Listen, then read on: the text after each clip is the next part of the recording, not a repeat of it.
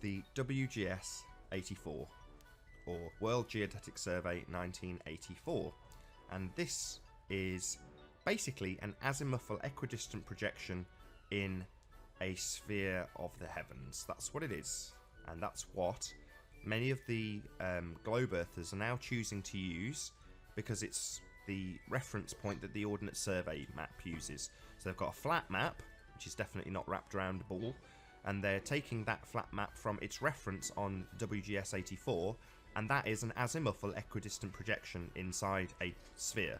So essentially they're using a flat map from a flat map to prove it's a globe, and so far I've not heard any explanation for why we are using the WGS 84 with its flattening factor of almost 100%, which brings the disk of the azimuthal equidistant projection to 33 kilometers. That's the thickness of the world that Rumpus thinks he's on, because that's what he's using in terms of his reference points. He's using an azimuthal equidistant projection.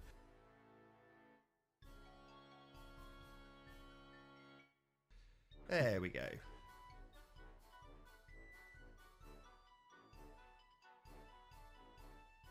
There's a picture of it. And I think I've got the maths as well. Let's just take that out. Give me a second.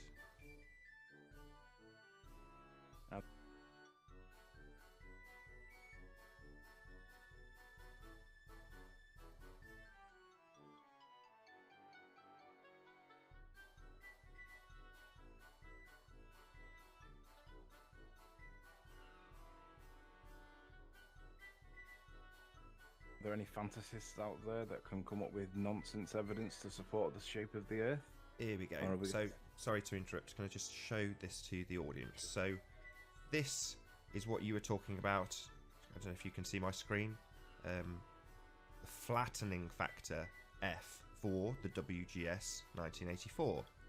Yeah, so the flattening factor equals A, the equatorial radius,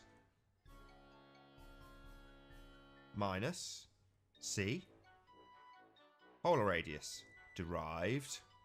Okay, that's this, divided by A, which is the same figure again, A. But this figure here, very similar, slightly smaller when you come to the polar radius, the derived figure. But the end figure, 1 over 300. You end up with a disk that is 33 miles in kilometre, and it's an AE projection. This is the world of the WGS 84.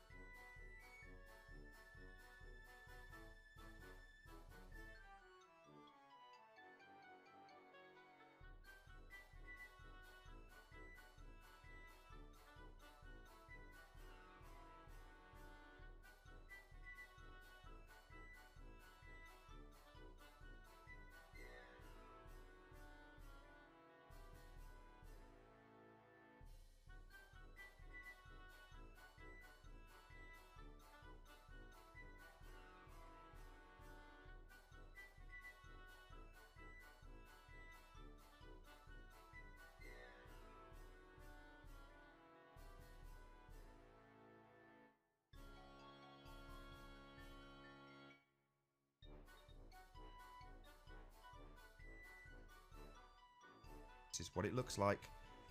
This is the stars. This is the celestial sphere. This is not where we live. This is not the bit that we live on. This is the bit we live on.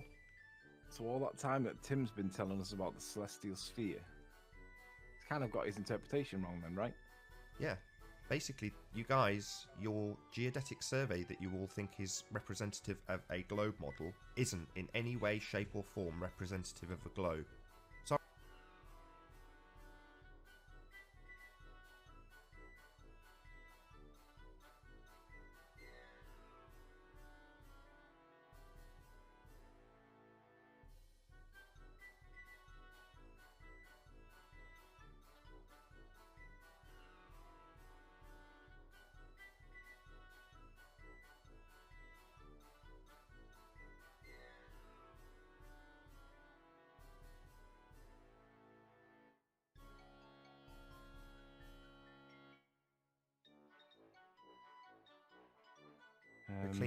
Paul claims that it's the geoid that's referenced, and he seems to be ignoring this, which I've just gone through, which is the flattening factor. So yes, it starts off as a geoid and gets flattened to 33 kilometers in thickness, Paul. That's what the flattening factor does. Yeah, I remember when Paul struggled with the word reduced in the conversation with. Well, in this instance, it's not reduced; it's the word flattening. Yeah, I was going to say last time it was reduced, and this time it's the word flattening. And Paul seems to struggle with those two words. I think Nathan explained it pretty well, to be honest. It flattens it, Paul. It reduces it back to a flat shape, and that's what you guys believe that is the sphere, oid, datum, nonsense. So it seems like that's their defence. It's based on a geoid. Yes, it is based on a geoid that is flattened and has a flattening factor. I've just shown you the maths.